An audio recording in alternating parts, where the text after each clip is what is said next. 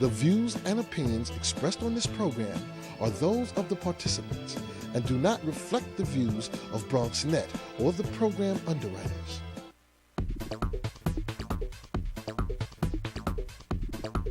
BronxNet.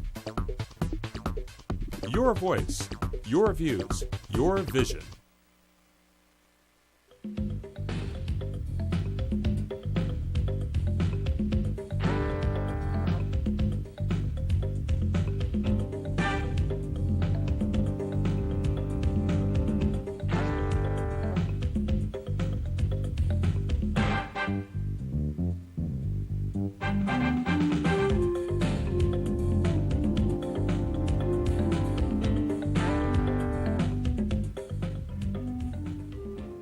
Good evening and welcome to BronxTalk.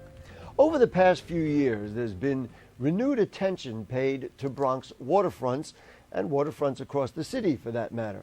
And on BronxTalk, we've followed suit with a number of shows about the waterfront in the Bronx. Recently, we did a show about the city's efforts, but with an exciting three-part all-hands-on-deck opportunity that's coming up in the next few weeks for Bronxites to help define what should happen with the vast Harlem River Waterfront. We thought it might be a good idea to lay down some of the parameters so that we can all have a greater understanding of the opportunities involved. So no calls tonight, we're on tape, but you can email questions or comments to us at bronxtalk@hotmail.com, and we'll read those on the air during a future edition of BronxTalk. You can also make comments on our new BronxTalk Facebook page. But for now, please join me in welcoming back to BronxTalk an active bicyclist, runner, and boater who's committed to restoring the Harlem River for water activities and the development of the Greenway for bicycling, the coordinator of the Harlem River Working Group, Chauncey Young. Good evening, sir. Good evening, Welcome Gary. back. And also an activist who grew up boating in the East and Harlem Rivers with her father and is committed to connecting the Bronx to the Harlem River waterfront, Anita Antonetti. Good evening. Good Thank evening, you for joining Gary. us.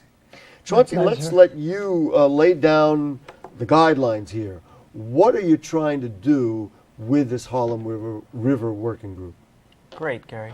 So for the last 4 years, we've been trying to connect all the communities along the Harlem River, which is really 5 community boards, Community Board 1, Community Board 4, 5, 7, and 8. All those communities, connect them to the water, get folks and community members thinking about how they could be involved with the water, how they could think about doing activities along the water, and really, connecting communities along the waterfront by developing a greenway. So that's really what we've been doing, and we're really trying to engage the community now through these visioning sessions that are happening. There have been, as I just articulated, a number of different dialogues. The borough president has had a waterfront plan. The city has had a waterfront plan. You and I have talked about certain aspects of the waterfront. Is there anything different about this effort, or is this really part of the ongoing chain to just keep the ball rolling so that Bronxites can have greater access to the waterfront?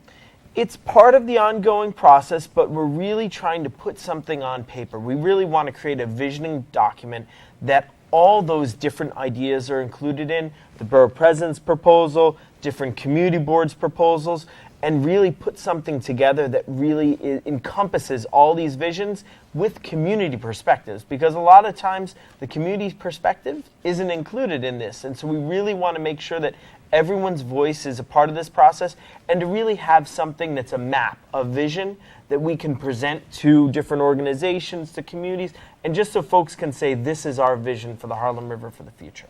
Before we bring Anita into the dialogue, and I'm going to ask her a lot about the past and what she knows about what the river was and what it might be again, there is a very real question here. And every time you propose anything that's good or anything that people want to see, what comes back, and you know where I'm going, is going to be who's going to pay for it and how we're going to fund it. We can make any elaborate plans we want, whether it be for the Harlem River waterfront, whether it be for the Bronx River, whether it be for our parks, but it always seems to come back, you know what, there's no money. How do you address that in this scheme and make it not just like a couple of people, having a little fun with some maps and into a real vision? Sure. Well, I think the first part is that there's an enormous attention right now on the Harlem River. in a year and a half, the High Bridge is going to open, New York City's oldest bridge. And in the Bronx, we don't have very much for folks to come and visit once they've walked across the High Bridge, because what used to be there was a beautiful waterfront park running up and down the Harlem River. And so now, in a year and a half, we'll see the whole city focused on this. And so we've been able to push and focus on this in really enhanced attention into the waterfront to start moving projects forward. So we've just been able to reclaim 4.5 acres of waterfront parks along the water, and really trying to just keep this going, because by that attention we can hopefully make some things happen. So I guess the answer, to make it clean and clear, yes, is that the funding is not there, but your vision is that if you present it and keep at it, eventually people will say, you know what, that's been lingering a long time. Let's, at some point, hopefully sooner than later, let's finally make it come true. That's what the goal is. Yes. Can I say one more thing, Gary? Yeah, sure. So BronxTalk is about. Just to say, I think that there's the Harlem River is one of 6 waterfronts across the country, part of this new federal urban waters initiative. So we're supposed to have all federal agencies, 10 federal agencies, from the Army Corps of Engineer, Parks Department, DOT, all these different federal agencies working with the community and with city and state agencies to make this happen. So we're trying to take all this momentum right now to really make sure something happens before a new administration comes in and different things change. So in your defense, you're a little farther along than I was suggesting. That's what I was trying to say, sir. There may be some buck behind the bang somewhere out there already. That is the hope. All right, he's drinking clean water to toast it. Right. All right, Anita, let's talk with you. You were telling me before the show very briefly about what you used to do. Give me a vision of what the river used to be, and then, by the way, we have some pictures and some other things that we're going to show. So give us a verbal vision of what it was. A verbal vision of what it was and what it is that it was really parkland that had been neglected, like right by the McCombs Dam Bridge. That's part of McCombs Dam Park, right on the river. You have the Metro North train there. You have little spaces where you could go in and out, and I did as a kid, even though we weren't supposed to be there. But my father came from a fishing village in Puerto Rico and was missing. He had been here for over 20 years and was missing being on the water. So he bought this dinghy that you blow up with bellows. And we spent our weekends looking for spots along the Harlem River, along the Bronx River, along the East River to put this boat in without it being ripped to shreds by glass and rocks and garbage. And we used to go down by the High Bridge. There is sort of a sandy spot there, and we'd put this boat into the river. And you would ride the river? And we had a little 5 horsepower motor, and we'd ride the river, and sometimes we'd row. And my father always had a hard time with the tides, so usually the tide would be out, so we'd be walking with mud with the boat over our head, my brother and I. But, there's a lot of people in the community like that have come from other places where they're used to being on the water. And then there's also kids who've grown up in the community that have no idea the river is there. They may see it when they cross over into Manhattan, but to use it... It never even occurred to them that it's actually a river. And we've had such... so many things in the way. We have the Metro North, we have all of these industries along the river, and it's just been very difficult to get access to that river. The Bronx River has taken, deservedly so, a lot of attention and funding, and it's wonderful. And it has been improved, it has been cleaned up. Two questions, really. One, are you a little jealous because, gee whiz, what's with our river? And number two, is the vision really the same thing, that one day you'll go dredge up stuff that was the cars and refrigerators that were thrown in there and clean it up and make it accessible as well? The Harlem River is quite different from the Bronx River. It's not actually a river. It's a strait, and there's a very heavy current that goes through it, so it's a little more difficult to navigate than the Bronx River. But I'm not jealous because the Bronx River is my river also. So I want to see what's happened there, happen along the Harlem and River. apply it in the same way. Yes. Now, of course, over there, and we're well familiar with it, we've covered the Bronx River extensively, there is a singular community, in essence, that has worked on that and that has grown. It's a little more difficult at the Harlem River because you're starting all the way up by Fordham, Right. and then you're coming all the way down through the side of the Bronx, and then all the way when it goes around Yes. toward the southern part of the Bronx. I guess, Chauncey, that's one of the issues with trying to put a whole coalition together, isn't it? Yes, I mean, it clearly is. We want to make sure that each community is involved, and each community has different issues and different goals and perspectives, and the idea is trying to make sure that you can make those connections. The Harlem River also is shared with Manhattan, too, since it's the border between the Bronx and Manhattan. So at some point, you actually have to work, with communities in Manhattan, and we've begun to do that also. So, you can't say that we're going to improve the Harlem River without talking to both communities in the Bronx and Manhattan, so it makes it much And much we more also see complicated. what's happened in Manhattan. It's Swindler's Cove. Just along the Harlem River Drive, this is beautiful walkway right there by the river.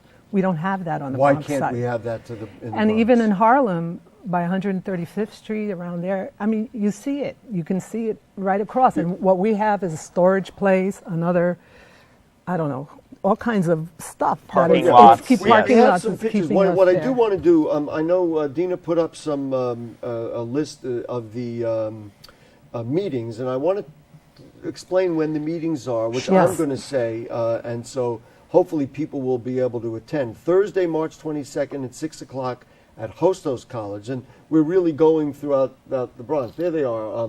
Thursday, March 22nd at 6 p.m. at Hostos. Thursday, a week later at Bronx Community College, and then Thursday, a week later here at Lehman College, all at 6 p.m. If people want, and usually we do the information thing at the end, but if people want more information, how do they get more information about these events? Okay, so first we have a Facebook page. It's just Facebook Harlem River.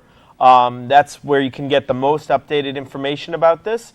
Also, a lot of our coalition partners, BCQ.org has a whole section on the Harlem River, all of our meetings. Bronx Council for Environmental Bronx Quality. Council for Environmental Equality. BCEQ.org, okay. You can call me on my cell phone, which is the main contact for the working group. That's 646-719-0034. And you can also email to harlemriver@bceq.org.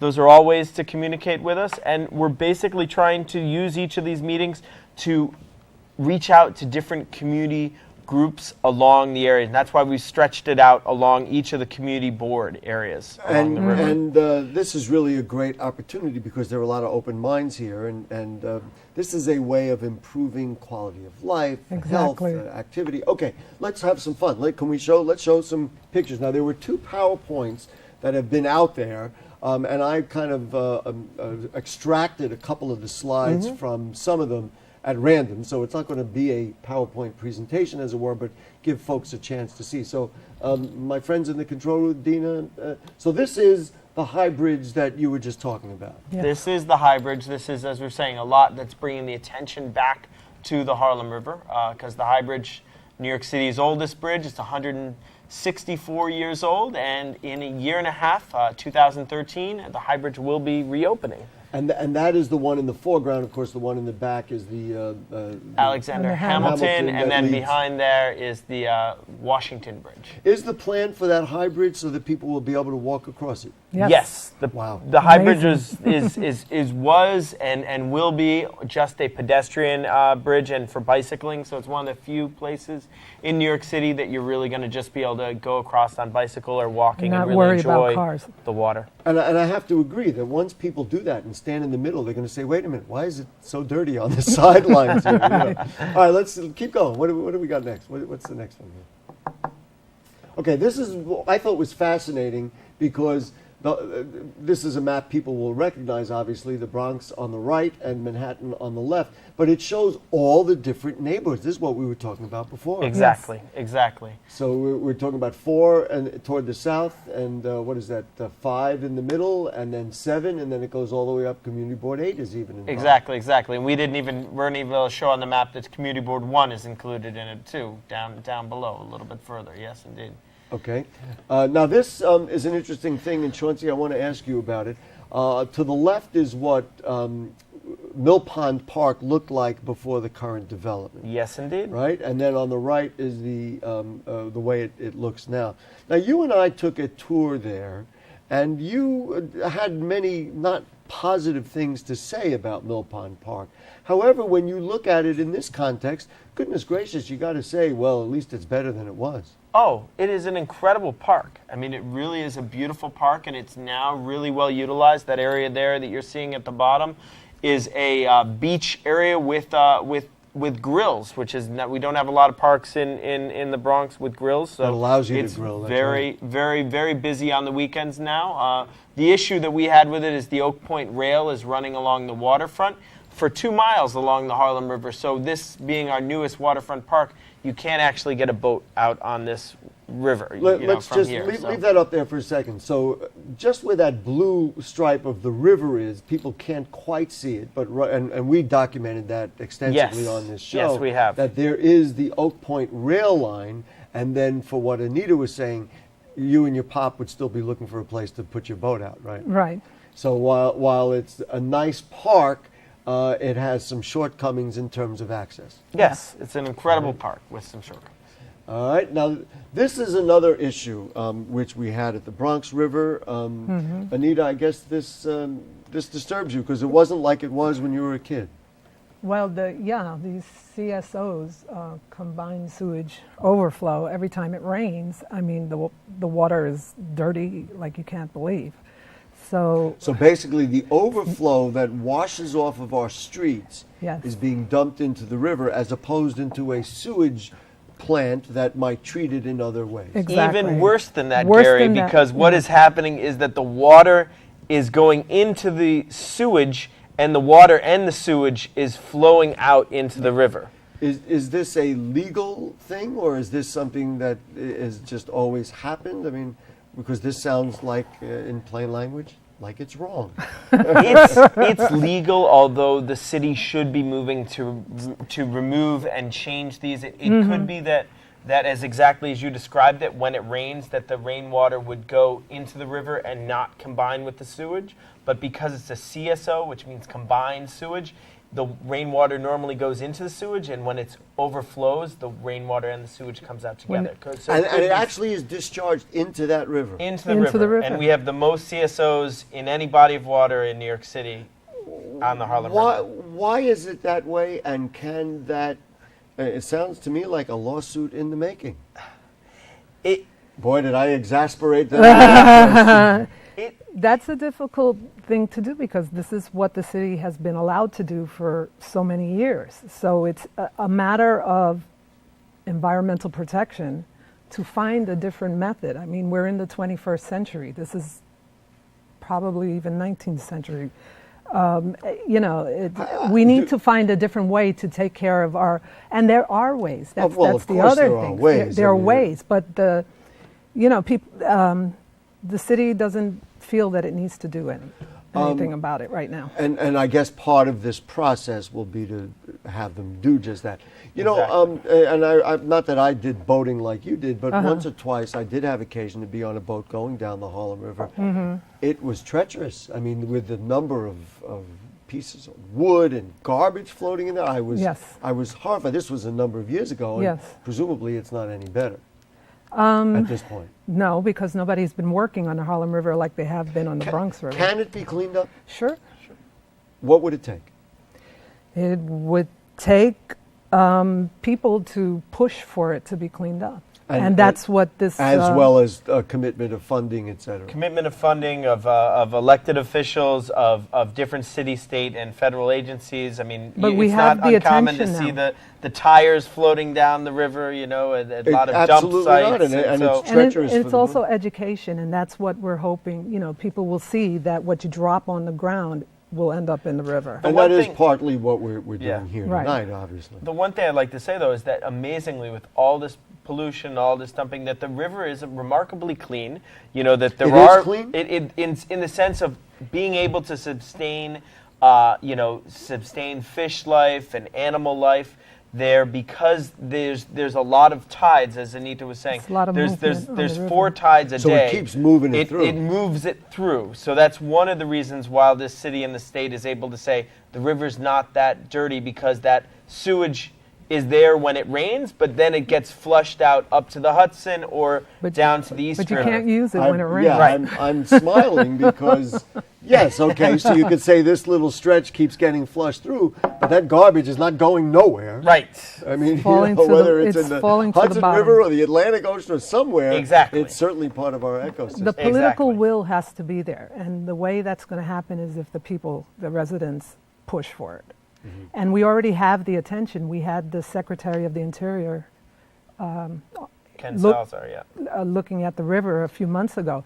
And we have all of these federal agencies that are looking to work on this river. So we need to get the communities involved, and that's what these visioning sessions are. And this is the first time the communities are involved. You know, among the agendas that we have for BronxTalk, I like to use it as a dream factory. And maybe we can articulate to people, imagine what it would be like through that whole section if some of those areas, let's put up another, I think we have some of the areas that are kind of funky right now. If those were cleaned up, if Anita's dream of her and her father and you and your father, or you and your father could get a boat and get onto the river and have it be part of the way of life in the Bronx, it would just be extraordinary. Now, what is this? This was one of the parks that needs to be dealt with. What is Bridge Park? So Bridge Park is located just south of Roberto Clemente State Park. It's a park that has been funded in the past and has not been really maintained.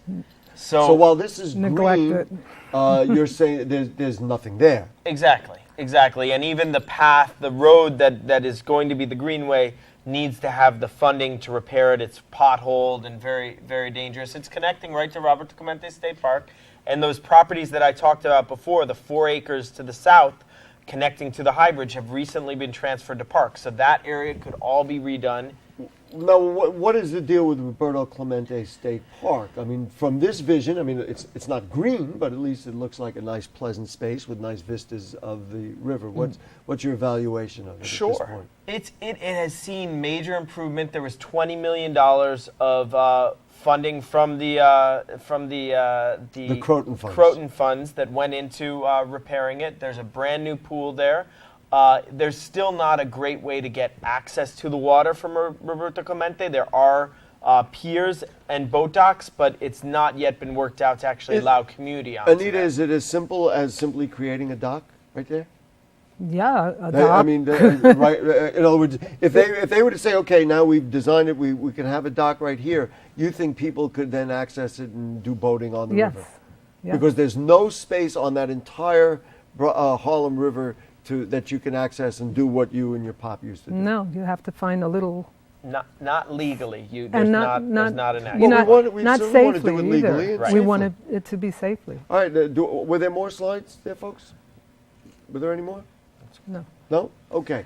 So when people come to these events on March 22nd at Hostos, March 29th at BCC, and April 5th at Lehman College, what is it that they're going to see? Oh, there is another picture there. I'll ask that question right after we see this. So now what is this? Well, you're looking at a stretch of the Harlem River Waterfront at 144th Street.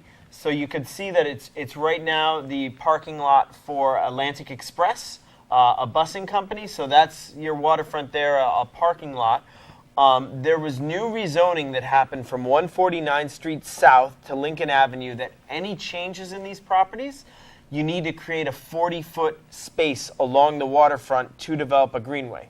The problem is that a lot of these landowners who have this, or some of this is city property that's rented out to tenants, have no incentive to do any changes to their property to give 40 feet of it to develop a greenway. So while that new city zoning was created, there's not an incentive to actually create that greenway south. Well, you'd have to eliminate somebody's property at this point, and that becomes a difficult thing to do. Well, it's not eliminate. Not eliminate, just take 40 feet of of the entire length of the properties to create a greenway Not space. that we need to go into it because we've covered it so much. Here's a same kind of thing over there at the Fordham Landing site, I Yes. presume. It just hasn't been cleaned up. But not that we need to go into it, but presumably this whole dialogue on Fresh Direct is also part of it, because you would have rather seen that space being used to help amplify some of this work, right? Sure. I mean, A Fresh connection. Direct could be, I mean, that state DOT property that was given a 99-year lease, to this private developer many years ago to develop this intermodal transportation system. That didn't happen, and honestly, the greenway could be included in that property. The whole property could have other visions okay, for we're it. almost out of So- time. It's a matter of will, but it could Exactly. be done, and we're trying to lay it out today that maybe we can move this up the priority scale. So the question that I asked just a moment ago, what will people see or have happen on Thursday, March 22nd at Hostos, the 29th at BCC, and or the April 5th at Lehman College? So we're going to be working, showing folks the plans that have already been done. We're working with the Pratt Institute, who are designers, and the Trust for Public Land to really look at all the ideas and let folks put things on paper and say things verbally. Everything will be taped, and we could share that footage here to just get ideas out there to create a unified vision at each of the areas along the waterfront for the Harlem River. And so people will get to have their say. People like Anita and her pop or anybody else can come by and I'll be have their speaking say. for my pop. Okay. But it's the first time that the community at large has been invited to give their opinion.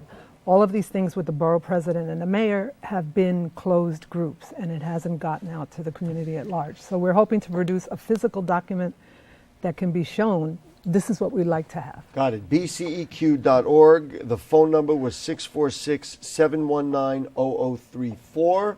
If you wanted to contact me at BronxTalk@hotmail.com, I certainly would make sure, or even start the dialogue on our Facebook page, we certainly would make sure that we connect, because, I hate to put it this way, and maybe Anita would rephrase the notion that I have a dream, right? This Yes. is the dream. Yes. And we want to see the Harlem River be an integral part of Bronx life instead of, oh yeah, that dirty, muddy river. Yes. Exactly. Chauncey Young, thank you. Anita, Thank you, and Gary. Thank you. Thank you, Gary. And folks, if you have further questions or comments on anything you heard on tonight's show or anything going on in the Bronx, then email them to us at BronxTalk@hotmail.com, and we'll read those on the air during a future edition of our program. Archives of the show are available at bronxnet.org. You click Bronx Talk on the right-hand navigation bar. Also, please become a fan of Bronx Talk on Facebook. Now, next week, we can talk about this with Senator Gustavo Rivera, who will be here with us. Then the week after, on April 9th, we're doing the state legislature. It will be Assemblyman Jeffrey Dinowitz, so one from the Senate and one from the Assembly. Bronx Talk, Monday nights at 9 here on BronxNet, Cablevision 67, Verizon Fios 33. Thanks to our regular producer, Jane Folloro, to Dina, who sat in today, to our director, Michael Arias, our cast of thousands who are around us, and to you, good night.